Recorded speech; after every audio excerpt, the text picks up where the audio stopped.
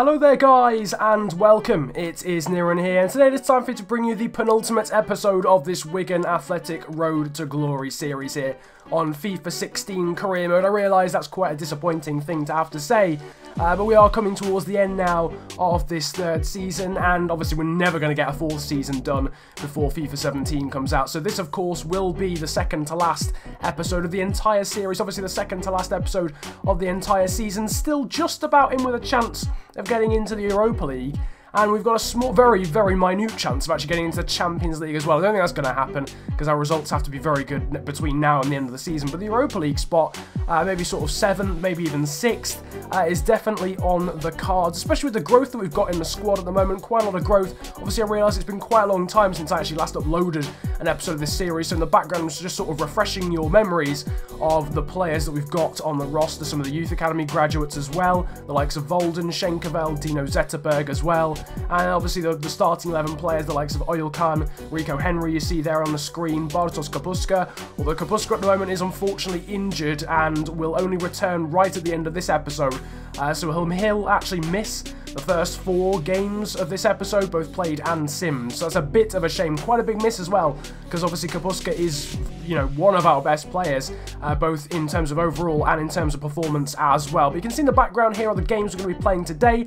There's 4 on the screen, but there's actually a game at the end of February as well, which isn't on the screen. That's the first game of today's episode, and that's an FA Cup tie against Everton, which you're about to see now. There is the squad in the background. Everton are a very good side on this game, so the fact that we've managed to force them to a replay is a pretty promising sign in the first place. Lafont in goal with Iorfa, Lascelles, Schenkerveld and Reece James at the back.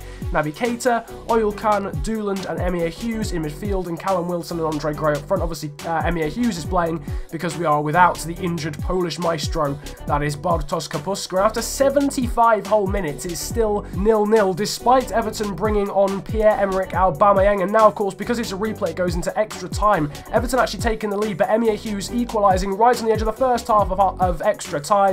But unfortunately, we do lose on penalties, which of course really, you know, definitely not what we needed, because now we've got a pretty tired squad going into this Arsenal game at home. The majority of the team is still able to play.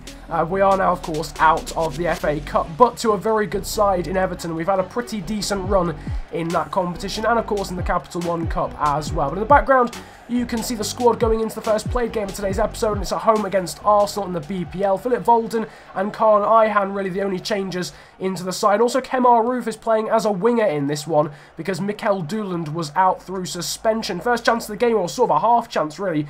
Really good ball into the box there from an Arsenal player. Lafont just about collecting. Of course, Arsenal have got Dimitri Payet as well in this save. We are, though, getting our first chance of the game, and a wonderful save from Wojciech Szczesny to deny Emir Hughes, the Welshman. I think that was set up by Oyelkan, I think it was. Kemar Roof, though, now stretching his legs and finding Callum Wilson here on the counter-attack. Emir Hughes is in the centre, but Wilson goes for the strike, and it's a save again from Wojciech Szczesny. I'm always really reluctant to sweat the ball across, but in reality, probably should have done there. Arsenal now going up the other end with Dimitri Payet just literally a few moments later. Payet putting the ball into the box for Alexis Sanchez at the back post, but it's a great save from Alban Lafont in the Wigan net. Going forward again, it's been quite an end-to-end second half after a very boring first half. Philip Volden finding Emir Hughes, and Callum Wilson again denied by Wojciech Szczesny, and Emir Hughes puts the rebound over the bar rather disappointingly.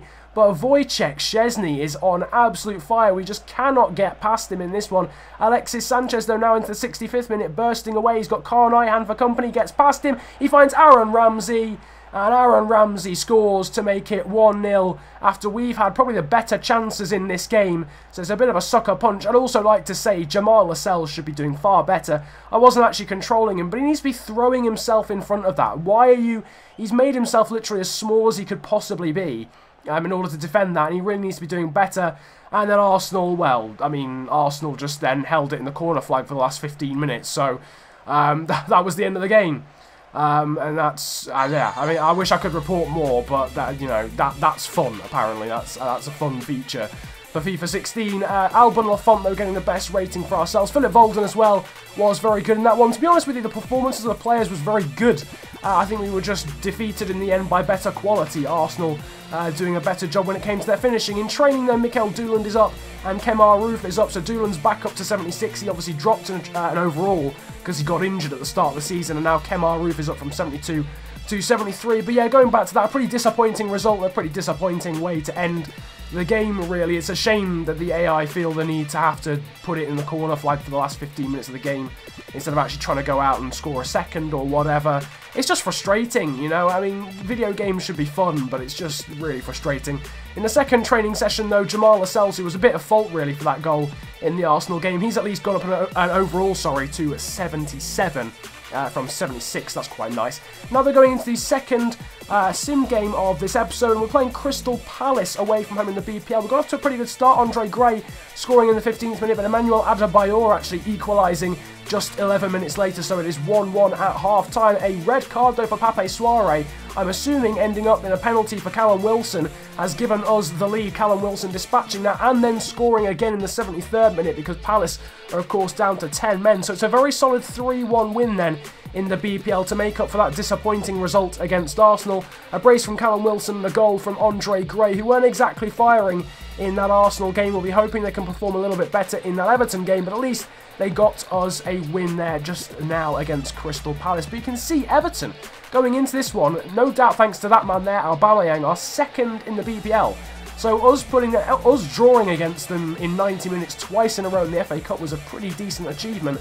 Here you can see the squad, though, for the Everton game. No real changes, I don't think, apart from Roof is in for Callum Wilson. And also Max Power is in for Emir Hughes. Emir Hughes was really the one player I was massively disappointed with in that Arsenal game. I was very disappointed with his performance. We, though, have got a chance instantly in this game. And Max Power, it's been a long time since Max Power's played a game and had any sort of impact in the squad since we got to the BPL, but he had a chance there. Muslera with a save, and then again to deny Oilchan, and I'm feeling a similar theme here to the Arsenal game, where Wojciech Szczesny was absolutely on fire. Muslera seems to be again. Kemar Roof with the long shot, but again, the Uruguayan goalkeeper is up to the task, and this is rather infuriating at this point. Now, Aubameyang clean through, and you'd put your house on him scoring, especially when Lafont made himself very small at the in the 30-minute mark, but thankfully we managed to hold on to our clean sheet for now, and a great save there from Lafont a few moments later to deny. I think it was Ross Barkley there as well. Now into the second half, it's still 0-0.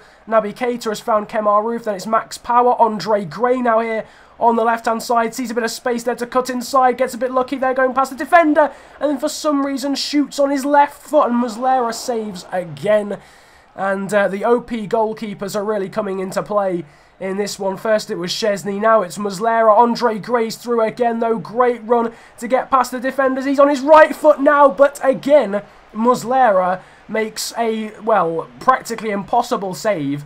One-handed, instant reactions, and it's 0-0 at the end of the game. And the OP AI goalkeepers really doing their bit in this episode, and we still haven't scored yet. In terms of a played game, and it's another pretty frustrating game.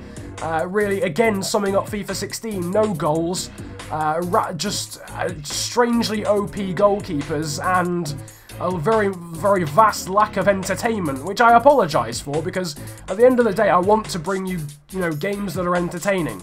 But with this game, I simply cannot. There's only so many things you can do to make a game actually look entertaining when it just is not entertaining. In the background, Rico Henry, again, making strides in training. This time it is the left-back Rico Henry. He's up to 73 overall, which now makes him the best left-back in the squad. He's now better than Reece James. Ademola Lookman and Schenkeveld are also very close now to going up an overall in training. Training has definitely been the highlight of this episode, which I think really says a lot, to be honest with you, about the quality of the games generally on this FIFA and also in this episode. But one bright spark of news, at least, is that Bartosz Kapuska is back from his injury. I can't remember what he did. I think it was an ankle injury. He was out for 3 months, but he is finally back.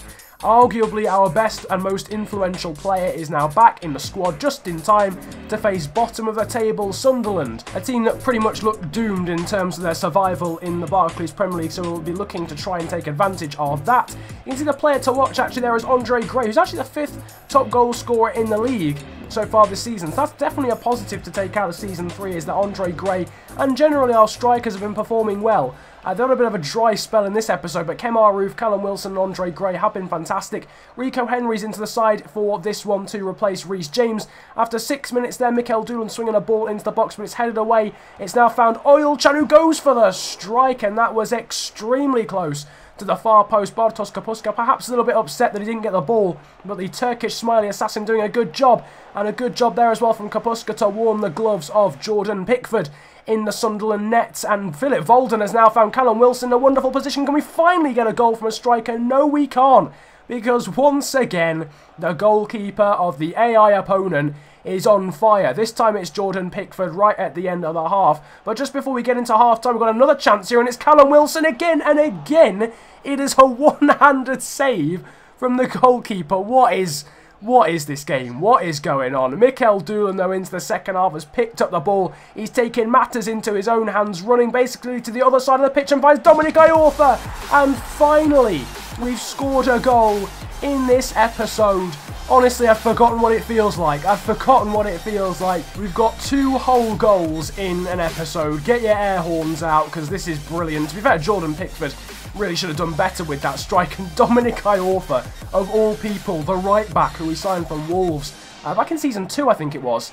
They're giving us the lead. A very unlikely source. Sunderland, though, going forward right at the end of the half. And Jamal Lascelles has left Yunus Kabul unmarked. And we are so lucky to hold on to the lead there with that chance. And I don't know what on earth Jamal Lascelles was thinking. Philip Volden has now just let the ball hit him, and it's found Fabio Barini. Then Matthews, the shot is blocked by Rico Henry, and the second is blocked by Dominic Iorfa.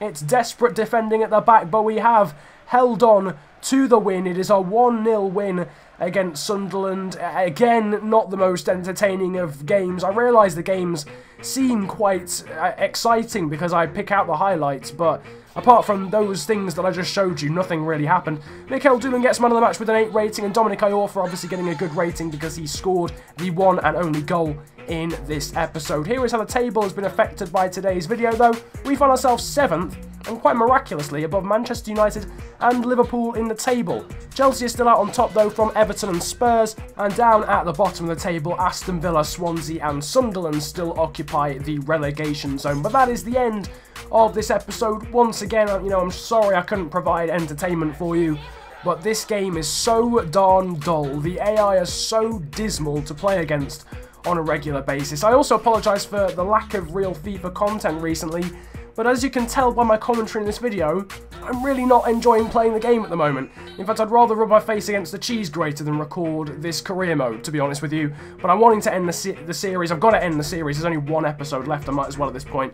But it's really not a very fun game to play at this point in the year. So I do apologise for that. But I am trying to plug through, and I'm trying to sort of, not plug through, I'm trying to battle through and whatnot. But I hope you have enjoyed this video nonetheless. Feel free to hit the likes button if you did enjoy. Subscribe if you're new around here as well. And comment about enjoying the video if you enjoyed it that much. But it's been a pleasure ranting at you guys today. So have a great day. Enjoy yourselves. And goodbye. Nah, that's not me. Act like a waste man, that's not me. Sex in the girl, nah, that's not me. Lips in the girl, nah, that's not me. Yeah, I used to wear Gucci, I put it all in the bin, cause that's not me. True, I used to look